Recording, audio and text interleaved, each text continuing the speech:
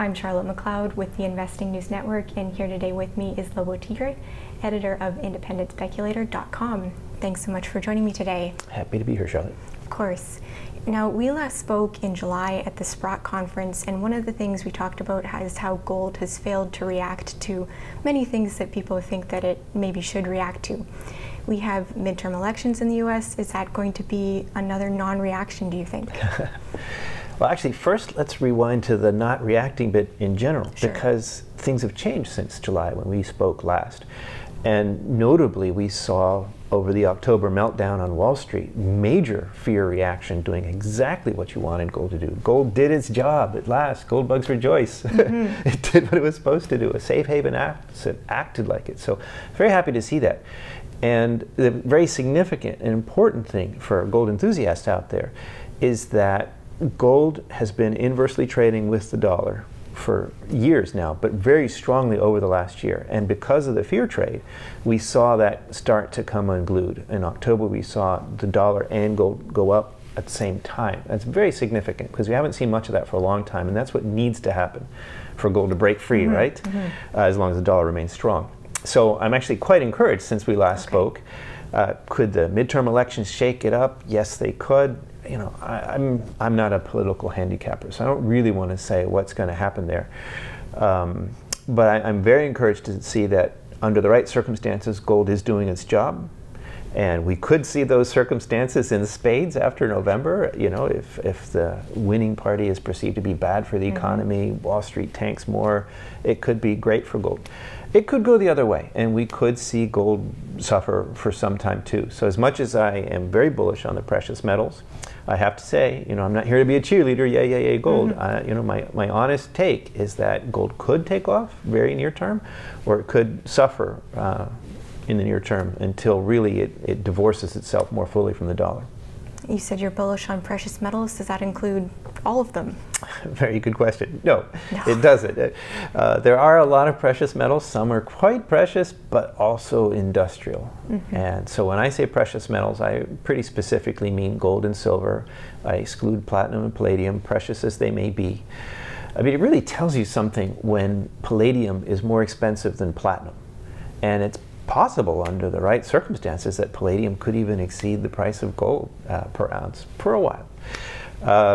They answer to different drivers, and this kinds of things that make you bullish for the monetary precious metals, gold and silver, are not good for platinum and palladium. And on top of that, you have the new energy paradigm and places like China, which have serious pollution issues, needing to get away from the internal combustion engine.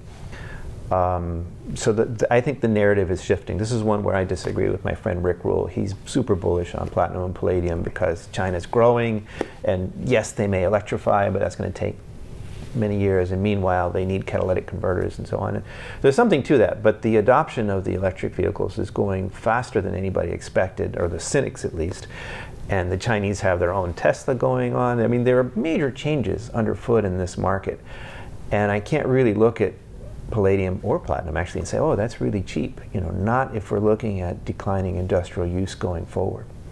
You mentioned the new energy paradigm. I know it's a topic you've been focusing on a lot lately. I wanted to ask, what metals do you include within that banner? Right.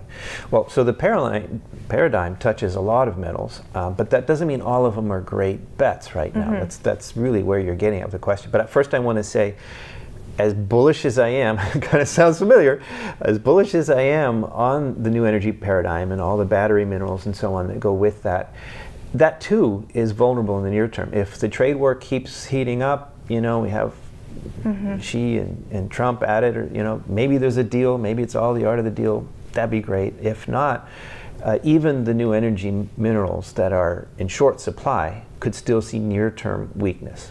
If that clears up, I think it's off to the races for all of those. But to answer your question specifically, I'm not particularly a lithium fan, even though lithium has been the one that everybody's been talking about. I am a cobalt fan. I think we are looking at structural supply issues there, and even though that has corrected, I think it goes up again, and there's money to be made where it's at. I also like nickel a lot. it's really just started to correct. I'd still see it in oversold territory, and it's absolutely essential. There's a lot more nickel in a lithium battery than lithium. And also copper is not really seen as a new energy mineral, but you need a lot of copper wires to make all these gadgets and gizmos work. And I'm also especially bullish longer term on silver, because silver, though it's again not thought of as an energy mineral, it's essential to all these solar panels that are part and parcel with the whole story. You didn't mention vanadium, although I know you've written about it recently. One point you brought up about it was kind of going into the history of its price action, which I think maybe some people don't know about that. Can you talk a little bit about it? Yeah, well, so it has a history of spiking very dramatically and then coming right back down again. And not for no reason. Like the big spike of 2005 was driven again by China, where there was a big sort of sea change in the market, where China went from being a net exporter to a net importer of vanadium. Prices went vertical, which happens a lot with smaller markets, right? Mm-hmm. There's a small market, a big change, or even a modest change can make a big impact on a small market. Came right back down again. Another time in 2008, similar situation, and it came down to a higher level. I think that's what we'll see now. So yes, I am bullish on vanadium. It is part of the new energy paradigm. It's an essential component to large-scale industrial applications. It's the answer for how do you use wind farms and solar power stably in an industrial scale or an urban scale. You need huge batteries, and vanadium is uniquely suited to that. So I'm very bullish. But in the near term, you know, when a stock goes vertical like that, nothing defies gravity for so long. I think we're going to see a higher, stable vanadium price emerge. But, you know, I don't want to be the guy that top-ticked that market. Well, I think you mentioned that maybe one way to get exposure is looking at uranium companies with a vanadium component. There are quite a few of them, though, that are now coming out of the woodwork and saying, yes, we have this. Do you have any tips for separating the good ones from the ones that are Sure. bandwagoning? Yeah, but to answer that well, I need to say, Sure. Obviously I'm a uranium bull. The reason why that works is because if you're worried about vanadium and you bet on a pure vanadium play, you know, maybe it corrects if vanadium corrects, even though longer term vanadium is a positive story. But if you have something that I'm very bullish on, or you're very bullish on, uranium, which is still below the cost of production, still can't be replaced in less than decades. It's a very strong fundamental story with now solid technical support for increasing prices. So I like uranium, and it just so happens that nature tended to deposit vanadium in a lot of uranium deposits. So you can get a tailwind from the vanadium market, whatever happens, without really taking as much risk if you combine the two. And yes, there are several of these. And because the two metals do co-occur in nature, as you say, you know, suddenly people are discovering, oh yeah, we're uranium and vanadium. There is one junior I won't mention that recently renamed itself to that effect. Which is always a sign of a bit of a bubble, in my view, when names start changing on companies.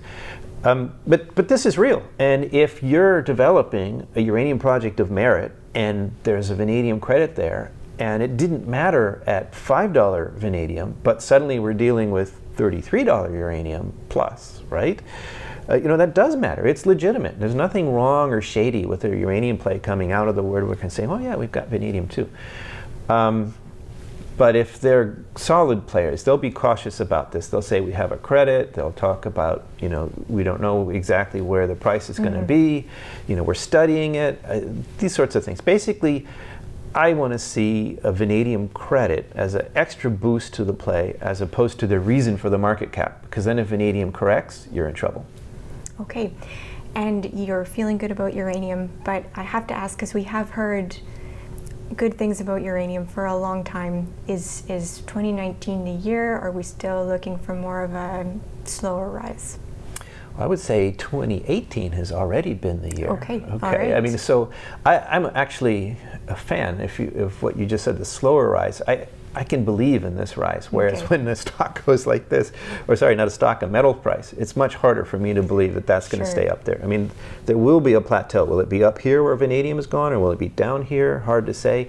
Uranium has been going up and down, but up more than down, and I think that's very important. I'm not a technician, a technical analyst, a chartist, but my technical friends tell me that this is exactly what we want to see, carving out a bottom where you have a series of higher highs and lower lows, And that's exactly what we've seen 3 times. The last low was only a nickel. Uranium only dropped off a nickel price, but it did drop, and it came right back up again, and it keeps going up, and here we are almost at $28 a pound, which compared to $18 a pound is a very significant rise. The only reason people aren't jumping up and down more about what a great performer uranium is this year is because vanadium has overshadowed it. But it's the second best performing metal, and I think, I'm not saying it can't go down, but series of higher highs and higher lows. If it does go down, I would predict that that would be a higher low than the other troughs. So no, I don't think this is a false rally. I think this is a real McCoy. I think it's solidly supported by the fundamentals. And by the way, I have put my own money into it, so people can subscribe and find out where I'm investing myself. But yes, I believe in this enough that I'm putting my money into it. Okay, sure. And that's all from me, but is there anything you would like to add or any advice you'd like to leave investors with? Thanks for the question. I would just say we do have a free educational service. It's the Speculator's Digest, and that may sound like, well, how good can it be if it's for free? But I'm really trying to give away as much of my experience and gurudom, if you will, as much as I can. Because I want educated readers. I want people who understand what I'm doing, and frankly, those make better customers. But it behooves me to do this and build my list. So I welcome everybody to stop by, and I promise I won't spam you. Okay, well, thank you so much. That was great. Once again, I'm Charlotte McLeod with the Investing News Network, and this is Lobo Tiger with IndependentSpeculator.com.